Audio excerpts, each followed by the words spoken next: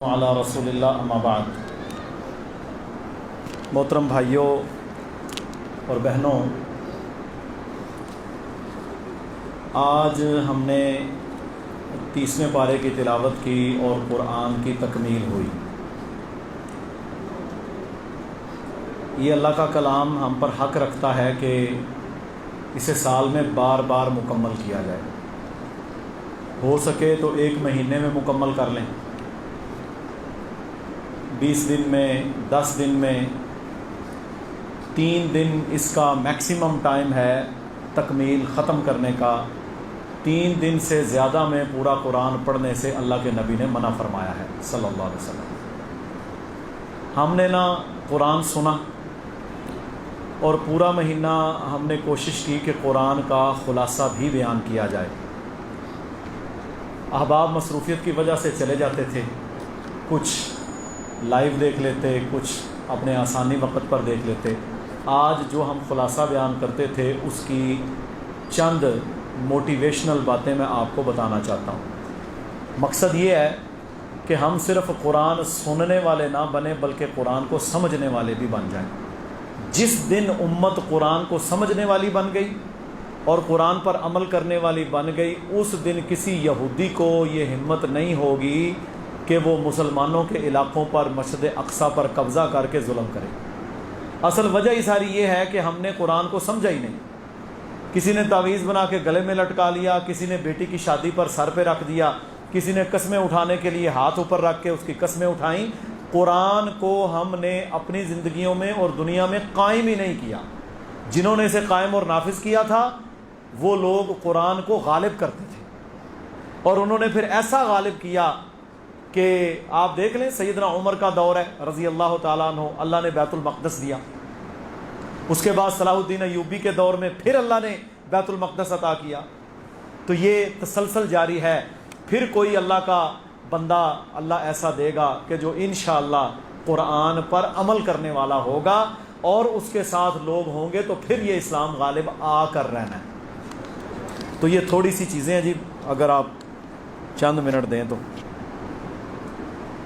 اس میں بے شمار صورتیں ہیں، بڑی آیات ہیں۔ کچھ پہلی صورت جو سورہ النبا ہے اس کی میں نے آیات ذکر کی ہیں کہ فرمایا انا انذرناکم عذابا قریبا، ہم نے تمہیں اس عذاب سے ڈرایا جو کہ بہت قریب ہے، جو کہ بہت قریب ہے۔ کن لوگوں پر؟ مجرموں پر، کافروں پر۔ جہنم جن پر بھڑکے گی ان کے لیے بہت قریب ہے یہ عذاب۔ اور اسی طرح فرمایا کہ یوم ینظر المرء ما قدمت یداہ، جب یہ دیکھیں گے نا جو کرتوت یہ کر کے آئے، اور آج ان کا بدلہ جہنم کی صورت میں انہیں ملنے والا ہوگا، یعنی انہیں پکڑ کر حساب کر کے محشر کے میدان میں میزان لگا کر جب کافروں کو جہنم میں گرایا جانے والا ہوگا تو اس وقت پتہ کیا کہیں گے؟ وَيَقُولُ الْكَافِرُ يَا لَيْتَنِي كُنْتُ تُرَابًا، وہاں اس وقت کافر کہیں گے ہائے کاش کہ میں مٹی ہوتا، آج مجھے جہنم میں نہ گرایا جاتا۔ وَيَقُولُ الْكَافِرُ يَا لَيْتَنِي كُنْتُ تُرَابًا، کاش میں مٹی ہوتا اور آج مجھے آگ کا ایندھن نہ بنایا جاتا۔ تو میرے بھائیوں، اس وقت رونے سے، اس وقت یہ ذلت آمیز سلوک جن کے ساتھ ہوگا جو اللہ کے نافرمان رہے، یہ وقت ہے کہ آج ہی انسان سیدھی راہ پر آ جائے، فرما بردار بن جائے۔ اسی طرح میرے بھائیوں سورہ فجر ہے، اس میں بھی بہت ساری آیات ہیں۔ اس میں ایک بڑی اہم آیت ہے جس میں اللہ تعالیٰ نے فرمایا وَجَاءَ رَبُّكَ وَالْمَلَكُ صَفًّا صَفًّا، اور تمہارا رب اور فرشتے آئیں گے صفوں کی صفیں۔ وَجِيءَ يَوْمَئِذٍ بِجَهَنَّمَ، اور جہنم کو بھی محشر کے میدان میں لایا جانا ہے۔ یہ بھی عقیدے کی بات ہے۔ اللہ بھی آئے گا، اللہ کا آنا جیسے اس کی شان کو لائق ہے۔ مخلوق کے ساتھ تو تشبیہ دینی نہیں نا رب کی، لیس کمثلہ شیء، اللہ کی تو کوئی مثال نہیں۔ اللہ آئے گا کیسے؟ جیسے اللہ کی ذات اور شان کو لائق ہے۔ ہم تو اپنا آنا سمجھتے ہیں نا، اللہ کا آنا اللہ والا، جس طرح اللہ کا سمیع ہونا، اللہ کا بصیر ہونا اللہ والا۔ تو میرے بھائیوں اللہ آئے گا رب العالمین اور فرشتے آئیں گے اور فرمایا پھر کیا ہوگا؟ پھر جہنم کو لایا جائے گا. وجیء یومئذ بجہنم، پھر جہنم کو لایا جائے گا. رسول اللہ صلی اللہ علیہ وسلم نے فرمایا 70,000 لگامیں جہنم کو ڈالی ہوں گی اور فرشتے اسے کھینچتے ہوئے آ رہے ہوں گے. 70,000 زنجیروں میں جکڑی محشر کے اندر. اور میرے بھائیوں فرمایا کہ یومئذ یتذکر الانسان وَأَنَّى لَهُ الذِّكْرَى، پھر وہی بندہ یاد کرے گا کہ جو اس کو نصیحت کی جاتی تھی، بتایا جایا جاتا تھا، ڈرایا جاتا تھا، آج وہ کہے گا کہ کاش میں وہ باتیں مان لیتا، کاش میں وہ ذکر، وہ تذکیر، وہ نصیحت اس کو مان لیا کرتا. اسی طرح میرے بھائیوں سورہ اللیل ہے. ہمارے یہاں لوگوں کو بہت ساری پرابلمز بن جاتی ہیں. اس میں ایک مسئلہ یہ بھی بن جاتا ہے، کہتے ہیں جی جب سب کے لیے جنت اور جہنم لکھی جا چکی ہے تو پھر سانو نیک عمل کرنے کی کیڑی لوڑ ہے نا. یہ مسئلہ لوگوں میں، پھر ہمیں نیک عمل کرنے کی کیا ضرورت؟ انا ہدیناہ السبیل اما شاکرا و اما کفورا. اللہ کہتا ہے میں نے تمہیں راستہ دکھا دیا، چاہے شکر کر چاہے کفر کر. اسی طرح یہ سورہ اللیل اس میں فرمایا، اس کو سمجھ لیں، یہ تقدیر کا مسئلہ آپ کے سمجھ میں آ جائے گا. فرمایا فَأَمَّا مَنْ أَعْطَى وَاتَّقَى، وہ جس نے اللہ کی راہ میں خرچ کیا اور اللہ کا تقوی اختیار کیا. فَأَمَّا مَنْ أَعْطَى وَاتَّقَى، جس نے دیا اللہ کی راہ میں اور اللہ سے ڈرا. وَصَدَّقَ بِالْحُسْنَى، اور سچائی کی تصدیق کی. اسلام کو اس نے مانا، اللہ کے نبی کی بات کو مانا، قرآن کو مانا، تصدیق کی اس کی. اللہ کہتا ہے فَسَنُيَسِّرُهُ لِلْيُسْرَى، ہم اس کے لیے آسانیاں آسان کر دیں گے. پہلے اس نے اچھائی کی، اللہ کی راہ میں دیا، اللہ سے ڈرا، دین کو مانا، تو پھر اللہ کہتا ہے میں اس کے لیے آسانیاں آسان کر دوں گا. پھر فرمایا وَأَمَّا مَن بَخِلَ وَاسْتَغْنَى، جس نے بخل کیا، اپنے آپ کو غنی سمجھا. او میں کی جانا جی، کہتے ہیں لوگ مجھے کیا پرواہ ہے، اپنے آپ کو غنی سمجھا، بے پرواہ سمجھا. وَكَذَّبَ بِالْحُسْنَى، اور سچائی کا انکار کیا، سچائی کی تکذیب کی. فَسَنُيَسِّرُهُ لِلْعُسْرَى، تو اس کے لیے اللہ کہتا ہے ہم مشکلیں آسان کر دیں گے. انسان پورا با اختیار ہے، اچھائی کرے گا اچھا صلہ ملے گا، برائی کرے گا تو برا صلہ ملے گا. یہ آیا مبارکہ جو سورہ اللیل کی ہے، یہ اس مسئلہ میں بالکل دو ٹوک ہیں کہ اللہ تعالیٰ نے انسان کو اختیار دیا. ہاں اللہ راضی اس سے ہوتا ہے جو نیکی کرے اور اللہ ناراض اس سے ہوتا ہے جو بدی کرے. اسی طرح میرے بھائیوں سورہ الم نشرح ہے، انشراح، اس میں اللہ نے فرمایا وَرَفَعْنَا لَكَ ذِكْرَكَ، اے نبی میں نے آپ کے ذکر کو بلند کر دیا. یہ کافر اللہ کے دشمن کیا کہتے ہیں؟ اللہ کے نبی کی محبت کو چھوڑ دو، رسول اللہ کی سنت کو چھوڑ دو، امام کائنات صلی اللہ علیہ وسلم کے طریقوں کو چھوڑ دو، آپ کے دین کو چھوڑ دو. مسلمان اپنے جان، اپنے ماں باپ، اپنے بیوی بچے، اپنے سب کچھ سے زیادہ بڑھ کر محمد رسول اللہ صلی اللہ علیہ وسلم سے محبت کرتے ہیں. اور ہمارے لیے آپ صلی اللہ علیہ وسلم کا چلنا، آپ کا پھرنا، آپ کا سونا، آپ کا جاگنا، یہ ہمارے لیے نمونہ ہے. ہم کسی کو یہ اجازت نہیں دے سکتے کہ وہ اللہ کے نبی صلی اللہ علیہ وسلم کی توہین کرے. انہوں نے اللہ کے نبی کی توہین کی، انہوں نے خاکے چھاپے، انہوں نے اپنی جانوں پر ظلم کیا. جتنا یہ ظلم کرتے جاتے ہیں اللہ کے نبی کے ماننے والے اتنے ہی بڑھتے جاتے ہیں. جتنا یہ ظلم کر کر کے، یہ گستاخیاں کر کر کے دنیا میں ذلتیں اکٹھی کرتے ہیں، اتنا ہی محمد رسول اللہ صلی اللہ علیہ وسلم کی محبت کو اللہ بڑھا رہا ہے اور اتنا ہی آپ کے ذکر کو بھی اللہ بلند کر رہا ہے. یہ اللہ کا وعدہ ہے. تو میرے بھائیوں یہ کچھ چیزیں ہیں. آخر میں سورہ فلق اور سورہ ناس، یہ دونوں صورتیں اللہ تعالیٰ نے جادو کے توڑ کے طور پہ نازل کی ہیں. لبید ابن عاصم ایک یہودی تھا، اس نے اللہ کے نبی صلی اللہ علیہ وسلم پر جادو کیا. صحیح بخاری میں، مسلم میں، ترمذی، ابو داود، ابن ماجہ، نسائی، حدیث کی تمام کتابوں کے اندر یہ حدیث موجود ہے. اس نے جادو کیا. اب اللہ کے نبی صلی اللہ علیہ وسلم کیونکہ اللہ سے پروٹیکٹڈ تھے، اللہ کی پناہ میں تھے، آپ کو دین کے حوالے سے، قرآن کے حوالے سے کوئی مسئلہ نہیں ہوا. کچھ تھوڑی بہت اس کی فیلنگز ہوئیں تو پھر آپ صلی اللہ علیہ وسلم نے اللہ سے دعا کی، پھر اللہ نے جبریل علیہ السلام کو بھیجا۔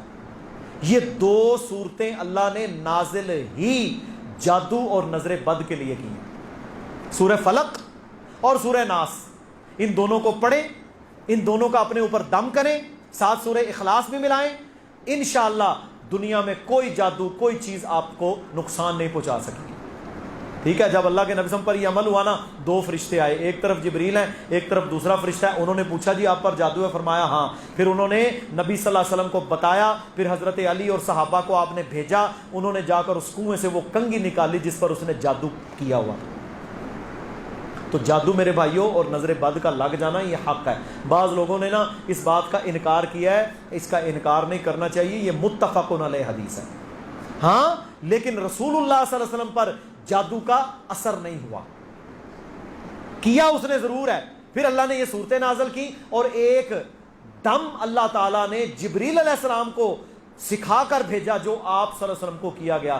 میرے بھائیوں میں نے نا ذاتی طور پر اپنے بچوں پر، دوسرے لوگوں کے بچوں پر، جسے بچے کو تکلیف ہو، بڑے کو تکلیف ہو، یہ چند جملے جو بندہ یاد کر لے گا، صحیح مسلم میں ہے۔ جبریل علیہ السلام نے اس جادو کے توڑ پر اللہ کے نبی کو یہ دم کیا تھا۔ اس دم کا نام ہی ہے جبریل کا دم۔ یہ کیا ہے؟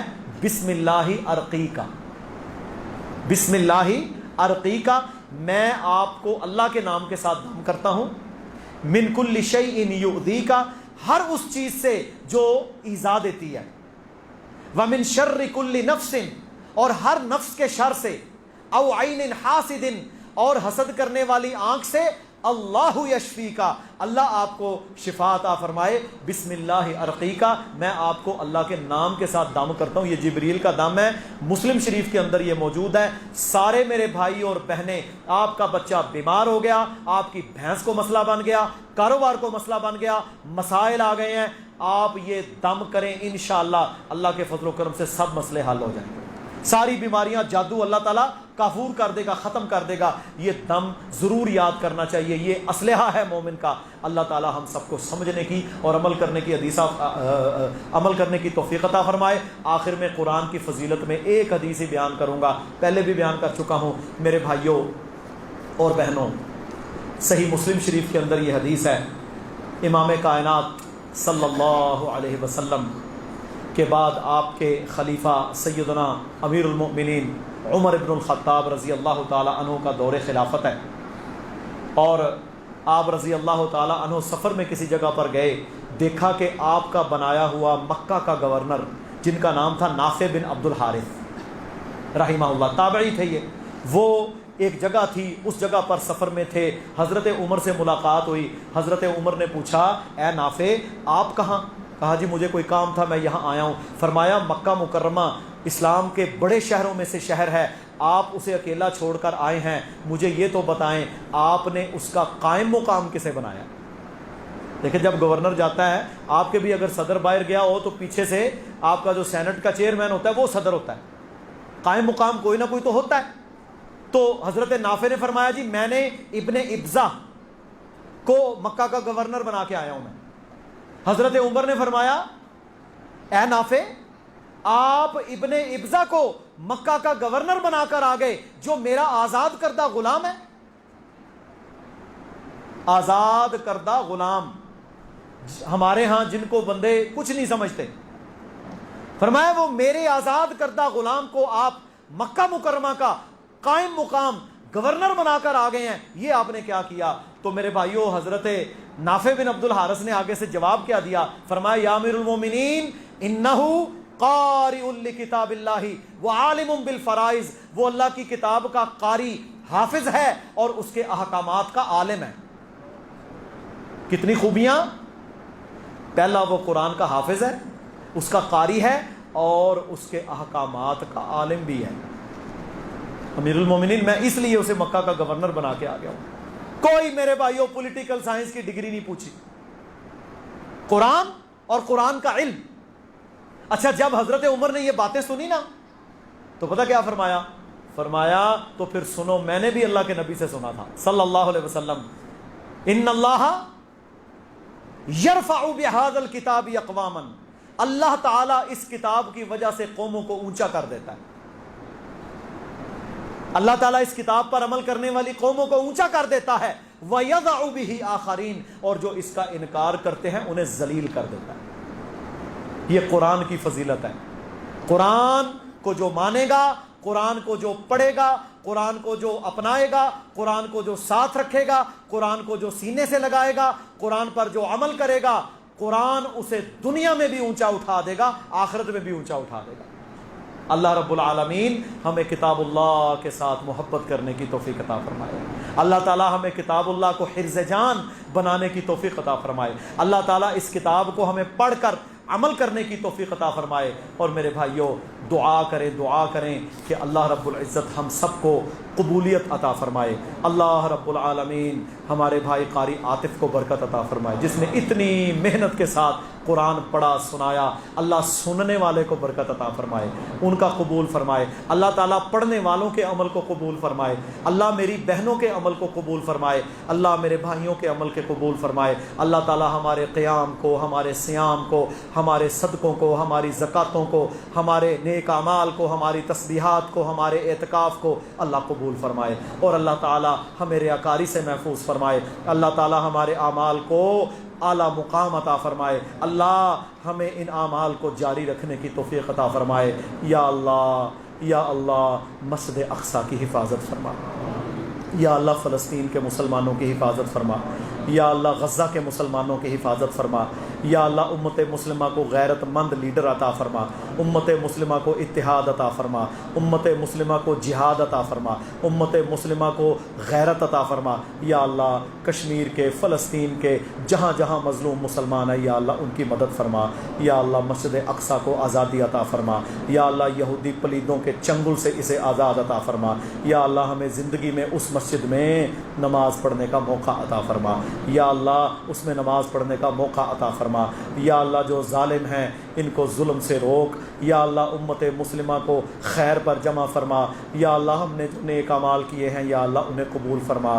یا اللہ ہمیں نیک مزید اعمال کرنے کی توفیق عطا فرما۔ یا اللہ ہمارے اس مرکز کو آباد فرما دے۔ یا اللہ جو جو اس کی آبادی میں محنتیں کرنے والے ہیں، مال لگانے والے ہیں، دعائیں کرنے والے ہیں، نمازیں پڑھنے والے ہیں، یا اللہ ان کو مزید توفیق عطا فرما۔ یا اللہ ہمیں کتاب و سنت کا پھریرا لہرانے کی توفیق عطا فرما۔ یا اللہ ہمیں عید کے دن سے لے کر اگر رمضان تک اگر ہماری زندگی ہوئی اسی طرح اعمال صالحہ انجام دینے کی توفیق عطا فرما۔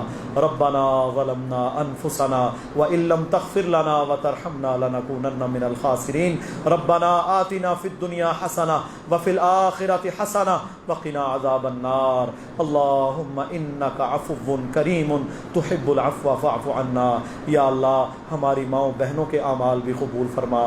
یا اللہ انہوں نے جو اپنے گھر والوں کی خدمتیں کی، یا اللہ ان کو اجر عطا فرما۔ یا اللہ ان کو صبر عطا فرما۔ یا اللہ ان کے اعمال قبول فرما۔ یا اللہ انہیں بھی نیکی کی توفیق عطا فرما۔ یا اللہ انہیں اولاد کو کتاب و سنت پر تربیت کرنے کی توفیق عطا فرما۔ سبحان ربک رب العزت عما یصفون وسلام علی المرسلین والحمد للہ رب العالمین۔ اب آپ انشاءاللہ